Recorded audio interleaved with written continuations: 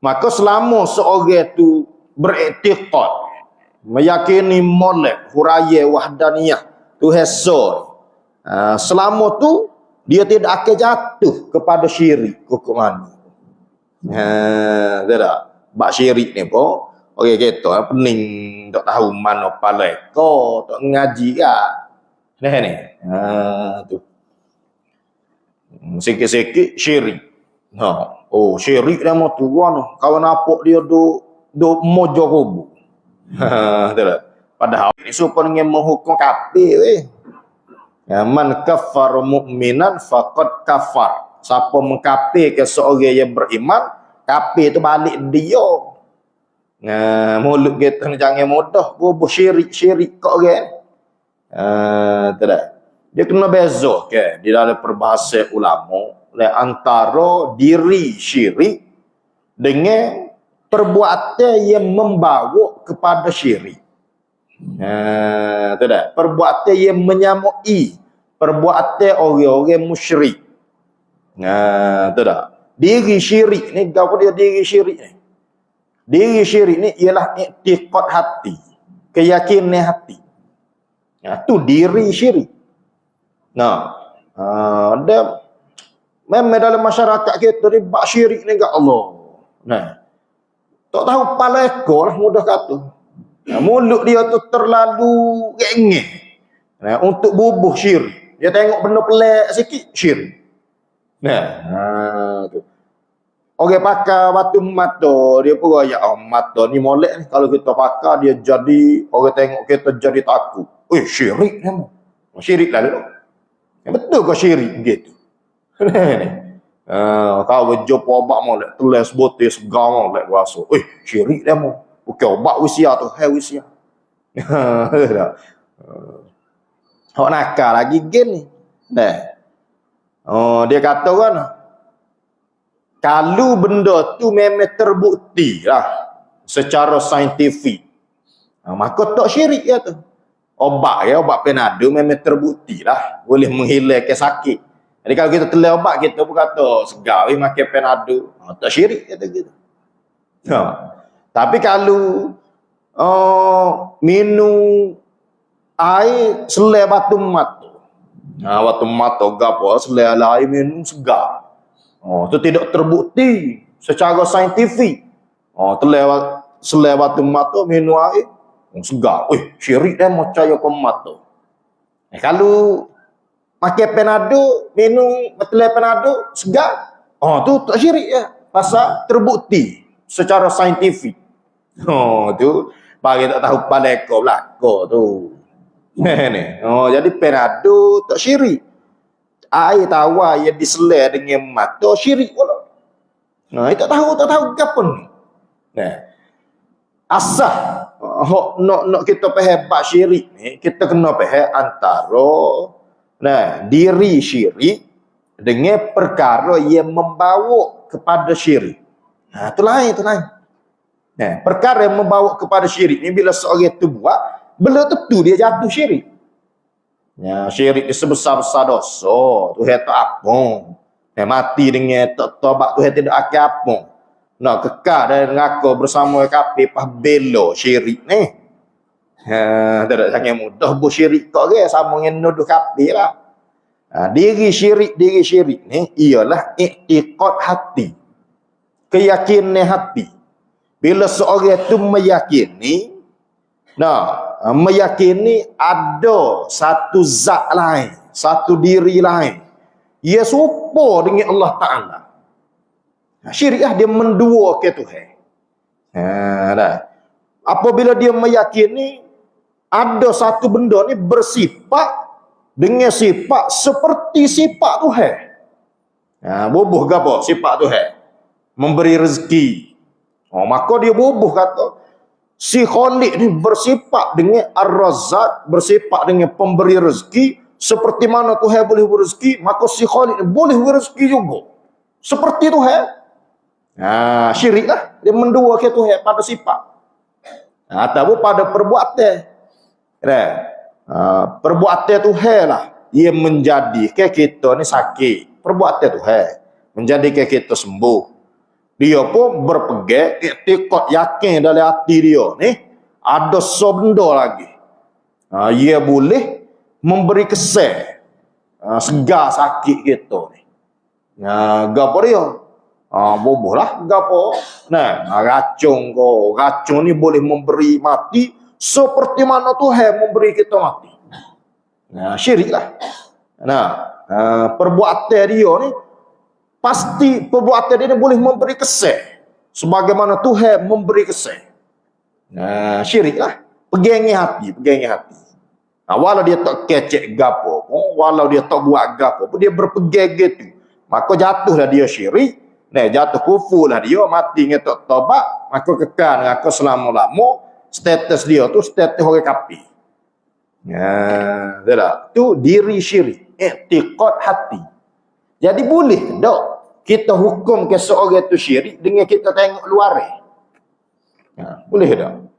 Boleh. Muka dia bagi i'tiqad hati. Boleh ke tak kita hukum syirik dengan perkataan seorang? Boleh. Muka dia bagi dalam hati. Tak? Bila seorang tu kata, kawan, kena obat tu sepapa, cabut buah, nyakit. Ya kecek gitu. Boleh kita kata syirik? Tak boleh. Muka tu perkataan syirik ni bagi dalam hati, i'tiqad hati. Tu perkataan dia.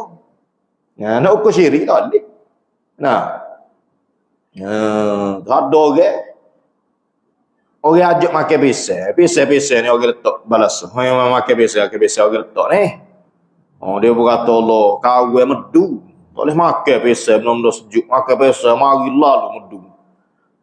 Tok Haji ni pun joboh gapo lah. Ni kebet ni, dia joboh kok. Ada Tok Haji ni, dia kata, "Hei, syirik demo tu." Apa? Bukan pisang wi medu tu. Nyakit ni hak tu. Bukan pisang. Dia mau kata pisang jadi medu syirik tu. Memang duduk makan. Ni, syirik dia kata. Mana boleh hukum syirik dengan perkataan dia bagi dalam hati diri syirik. Perbuatan seorang boleh kita hukum syirik. Perbuatan dia. Rumah bakar musim bakar ni kan. Rumah bakar dia pun ambil air jeru. Syirik tu Tuhan yang menghilangkan api. Bukan air. Apa cari air tu? Cari Tuhan. Boleh buat gitu. Tak boleh. Perbuatan ni, dia tak nak ukur syirik. I'tiqad hati. Baru diri syirik. Tak? Tu diri syirik. Itu kenapa bagi dalam hati. Yang kedua, beza ke diri syirik ni dengan perbuatan yang menyerupai perbuatan orang musyrik. Tak? Orang kafir ni dia buat apa? Dia menyembah berhala. Orang kafir ni dia buat apa? Dia sujud kepada selain Allah. Dia makan jamu, makan jin setan orang kafir. Tu perbuatan tu perbuatan orang-orang musyrik. Perbuatan orang-orang musyrik. Tiba-tiba ada orang Islam yang meyakini Tuhan Esa ni, zat Tuhan Esa, sifat Tuhan Esa, segala-gala Tuhan belaka yang menjadikan, Tuhan yang buat, Tuhan yang memberi bekah. Tiba-tiba dia pergi jamu jin. Dia sakit tu kan. Tu orang kata mari air putih seko. Dah panggil mari telur puluh putih. Tu orang baca-baca letak ada hutan.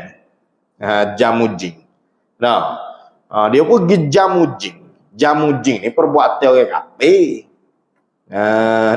Dia orang Islam dia pergi jamu hatu. Dia panggil perkara dia buat tu perbuatan syirik. Perbuatan syirik. Maka dengan dia buat perbuatan syirik ni dia berdosa besar. Berdosa. Fekoh. Bicara fekoh. Adakah dia jatuh syirik dengan buat perbuatan orang-orang musyrik? Tak. Syirik ni bagi dalam hati. Tak. Yang kejadi dia syirik ni, kalau pegangnya hati dia tu, meyakini ada kuasa selain Allah. Semata-mata dia geletak, dia makan ke hati tu. Itu perbuatan orang-orang kafir tu apa dia mau tiru berdosa besar. Dia tiru perbuatan orang musyrik. Perbuatan orang musyrik. Dia bukan diri syirik. Maka perbuatan dia tu dosa lah. Dia jatuh syirik ke tak? Hati syirik. Kena tanya hati dia. Apa dia mau jamu ni setan? Tahu tu bawa musuh. Mungkin tak segar tu kak. Tu bawa musuh. Jin setan ni boleh memberi segar kau. Boleh menyembuhkan kau. Jin setan ni. Kalau dia orang Islam dia akan jawab kan. Dok. Ni. Tuhan belakang we segar ni.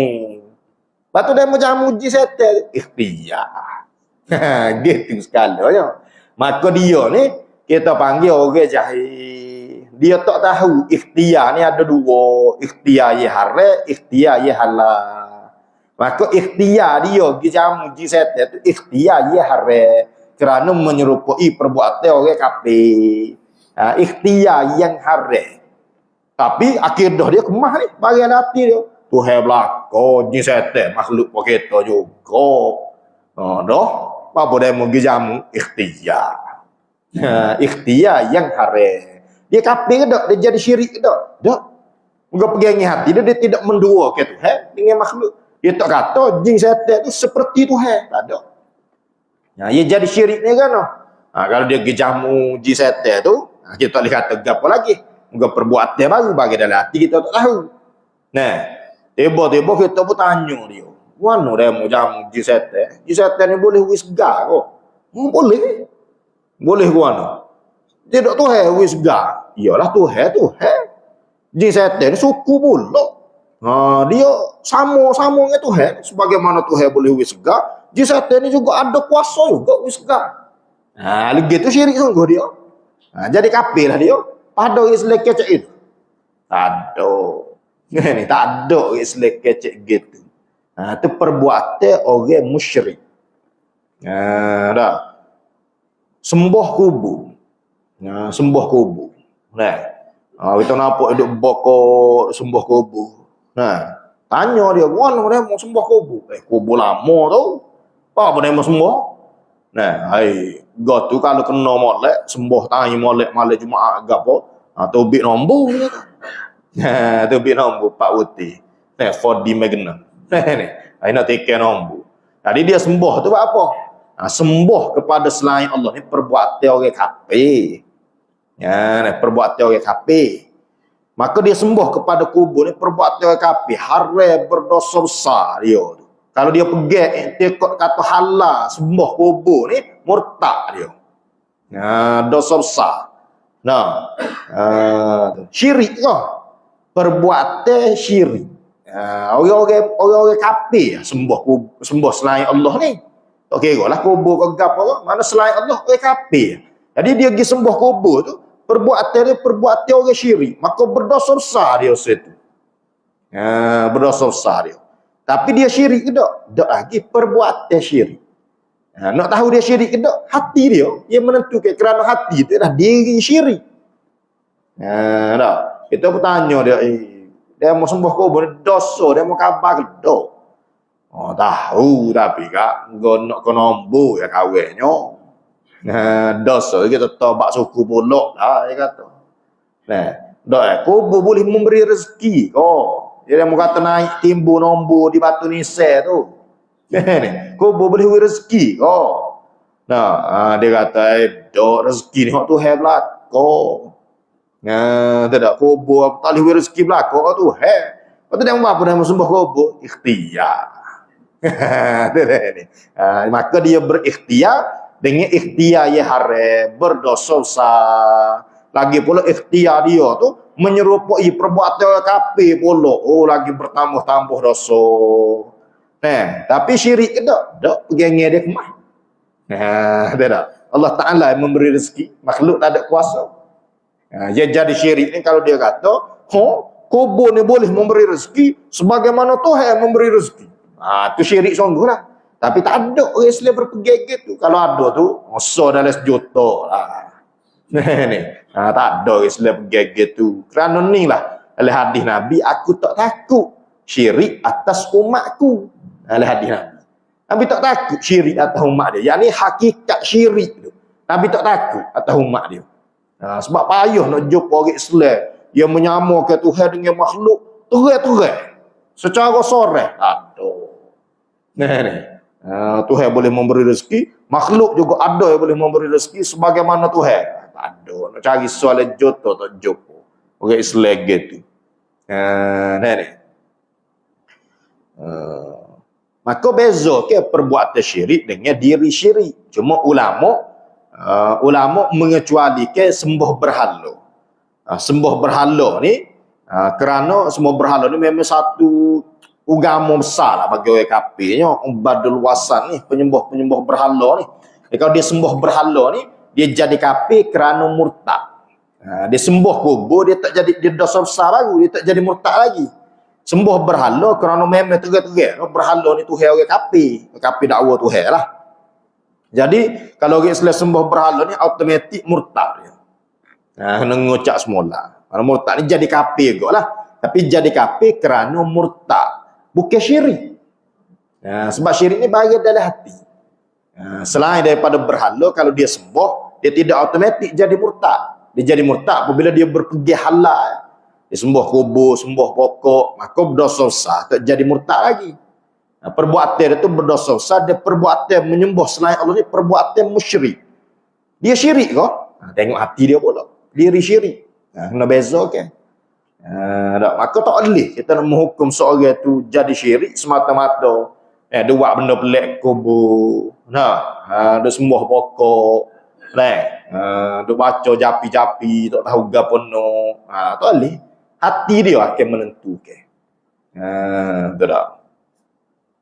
Dia bagi dalam hati ni kita tak tahu masalahnya. Dia sebut molek lah bagi dia mau buat tu. Ada sembah pokok lama nak kena nombor ekor. Dia sembah pokok, dia pun tunggu.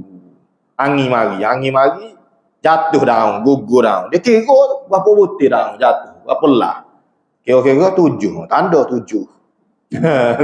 Dia bertunggu pula angin mari, jatuh. Dia kira-kira 5, tanda 5. Waktu kita ke? Ni. Dosa tu dia mau buat tu perbuatan syirik. Sebut molek perbuatan yang membawa kepada syirik. Jangan bubuh dia syirik. Kamu ni syirik dah mu ni. Jangan. Tu maksud pengen mengkafirkan dia buat dosa, dia bukan jadi kafir. Beza ke syirik dengan perbuatan syirik. Ni. Tu kita jumpa banyak lah. Ada orang dia mepi gigi cabut. Dia pun taik dalam internet. Lah ni orang tanya ChatGPT lah ni lah. Ni. Gigi cabut. Tu tanda ada orang terdekat akan mati. Gigi cabut ni. Dia pun jeri. Jeri. Apa? Mak tanya mana?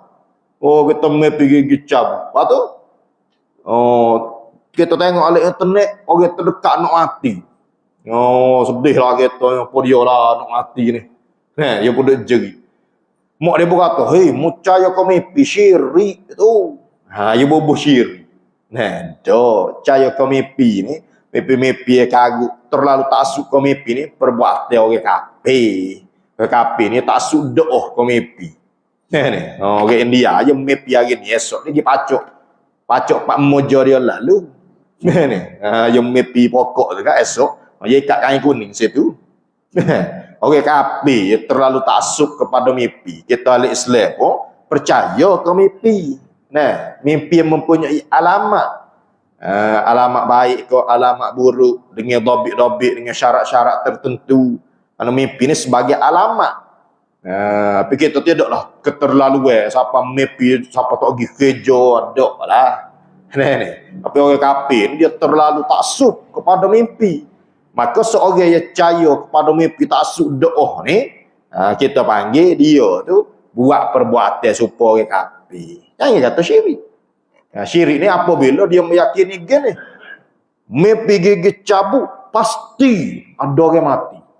Kita berkata, mati, hidup kerja Tuhan belakang. Tuhan tahu mati, tak mati. Tak mati gua kau mimpi tu. Dia kau mimpi, dia mati ke mana? Tuhan tak sering mati punya mati.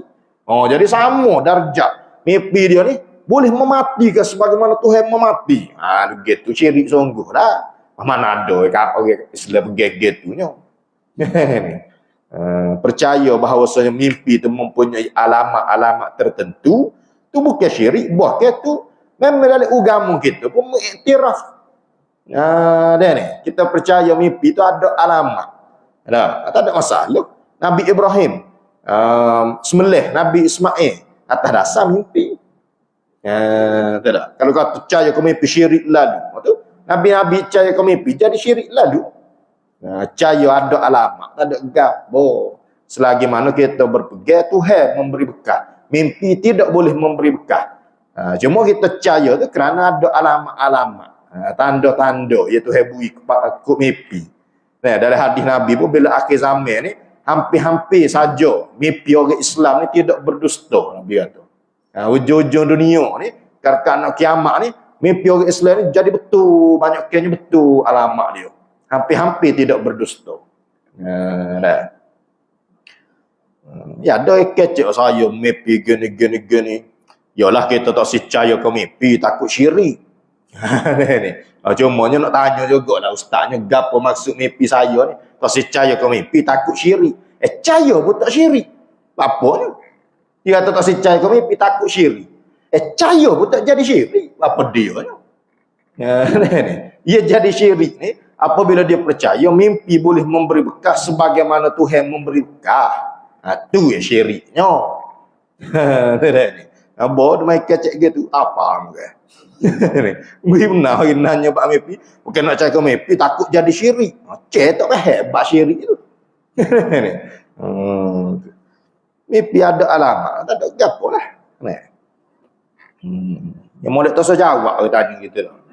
Kita bukan nak percaya ke mimpi, takut jadi syirik. Takut jadi syirik, usah jawab lah. Mudah. Usah tanya. Ni molek usah jawab lah. Mudah lah. Senang.